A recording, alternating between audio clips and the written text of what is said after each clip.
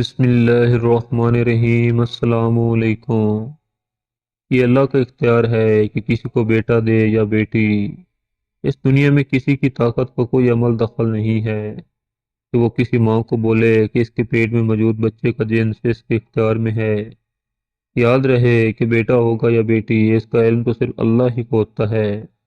البتہ اس کے پیچھے ہمارے پیارے آقا صلی اللہ علیہ وسلم نے کیا حکمت بتائی ہے۔ بیٹا کس صورت میں پیدا ہوتا ہے اور بیٹی ہونے کی کیا وجہ ہوتی ہے۔ یہ حکمت ہے کہ بیٹا کب پیدا ہوتا ہے اور بیٹی کب پیدا ہوتی ہے۔ پیارے آقا صلی اللہ علیہ وسلم کی ایک طویل حدیث بیان ہوئی ہے، جس میں یہودی کے سوال کے جواب میں اللہ کے رسول صلی اللہ علیہ وسلم نے یہ حکمت بتلائی ہے۔ اس لیے آپ کو وہ مکمل روایت بتاتے ہیں جو کہ یوں نقل کی گئی ہے۔ حضرت صبان رضی اللہ تعالیٰ عنہ کہتے ہیں کہ میں رسول اللہ صلی اللہ علیہ وسلم کے پاس کھڑا تھا۔ یہودی عالموں میں سے ایک عالم آیا اور وہ بولا، السلام علیکم یا محمد۔ میں نے اس کو ایسے زور سے دھکا دیا کہ وہ گرتے گرتے بچا۔ وہ بولا کہ تو مجھے دھکا کیوں دیتا ہے؟ میں نے بولا کہ تو نبی صلی اللہ علیہ وسلم کا نام لیتا ہے، محمد صلی اللہ علیہ وسلم کیوں نہیں کہتا؟ وہ بولا کہ ہم ان کو اس نام سے پکارتے ہیں جو اس کے گھر والوں نے رکھا ہے۔ رسول اللہ صلی اللہ علیہ وسلم نے فرمایا، میرا نام جو گھر والوں نے رکھا ہے وہ محمد صلی اللہ علیہ وسلم ہے۔ یہودی نے کہا کہ میں تمہارے پاس کچھ پوچھنے کو آیا ہوں۔ رسول اللہ صلی اللہ علیہ وسلم نے فرمایا، بھلا میں اگر تجھے بتلاؤں تو تجھے فائدہ ہوگا؟ اس نے کہا کہ میں اپنے دونوں کانوں سے سننا چاہتا ہوں۔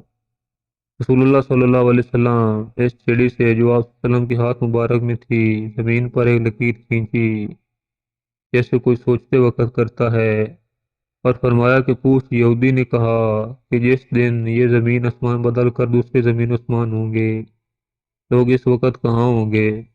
رسول اللہ صلی اللہ علیہ وسلم نے فرمایا، لوگ اس وقت اندھیرے میں پل صراط پر کھڑے ہوں گے۔ اس نے پوچھا کہ پھر سب سے پہلے کون لوگ اس پل سے پار ہوں گے؟ آپ صلی اللہ علیہ وسلم نے فرمایا کہ مہاجرین میں جو محتاج ہیں۔ مہاجرین سے مراد وہ لوگ ہیں جو نبی اکرم صلی اللہ علیہ وسلم کے ساتھ گھر بار چھوڑ کر نکل گئے اور فقر و فاقہ کی تکلیف پر صبر کیا اور دنیا پر لات ماری۔ یہودی نے کہا کہ پھر جب وہ لوگ جنت میں جائیں گے تو ان کا پہلا ناشتہ و تحفہ کیا ہوگا؟ آپ صلی اللہ علیہ وسلم نے فرمایا کہ مچھلی کے جگر کا ٹکڑا جو نہایت مزیدار اور مقوی ہوتا ہے۔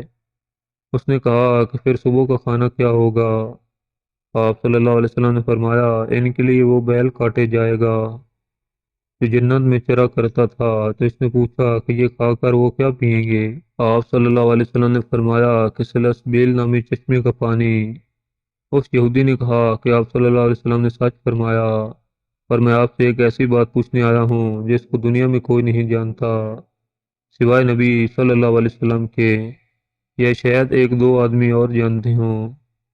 آپ صلی اللہ علیہ وسلم نے فرمایا کہ اگر میں تجھے وہ بات بتا دوں جو تجھے فائدہ ہوگا؟ اس نے کہا کہ میں اپنے دونوں کانوں سے سننا چاہتا ہوں۔ پھر اس نے کہا کہ میں بچے کے بارے میں پوچھتا ہوں۔ آپ صلی اللہ علیہ وسلم نے فرمایا کہ مرد کا پانی سفید ہے اور عورت کا پانی زرد ہے۔ جب یہ دونوں اکٹھے ہوتے ہیں اور مرد کی منی عورت کی منی پر غالب ہوتی ہے تو اللہ کے حکم سے لڑکا پیدا ہوتا ہے، اور جب مرد کی منی پر عورت کی منی غالب ہوتی ہے تو اللہ کے حکم سے لڑکی پیدا ہوتی ہے۔ یہودی نے کہا، آپ نے سچ کہا اور بے شک آپ نبی ہیں۔ پھر وہ لوٹا اور چلا گیا۔ یعنی مرد کا مادہ منوع اگر طاقت میں زیادہ ہے تو وہ عورت کے مادہ منوع پر غالب آئے گا تو بیٹا پیدا ہوتا ہے، جبکہ عورت کے مادہ منوع کا طاقتور ہونا بیٹی کی پیدائش کی نشانی ہے۔ یہ اللہ تعالیٰ کی حکمت ہے کہ اللہ تبارک و تعالیٰ جس کو اولاد دے اور جس کو نہ دے، بیٹے دے یا بیٹیاں یا دونوں دے دے، جیسا کہ قرآن پاک کی روشنی میں بتلایا گیا۔ اس لیے انسان کو ہر حال میں اللہ کا شکر ادا کرنا چاہیے۔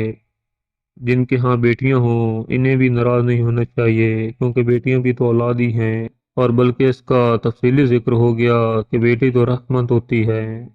اللہ تعالیٰ سے دعا ہے کہ اللہ تمام شادی شدہ جوڑوں کو اولاد کی نعمت سے نوازے، اور جن کی بیٹیوں کی خواہش ہے اللہ ان کو اولاد نرینہ سے نوازے۔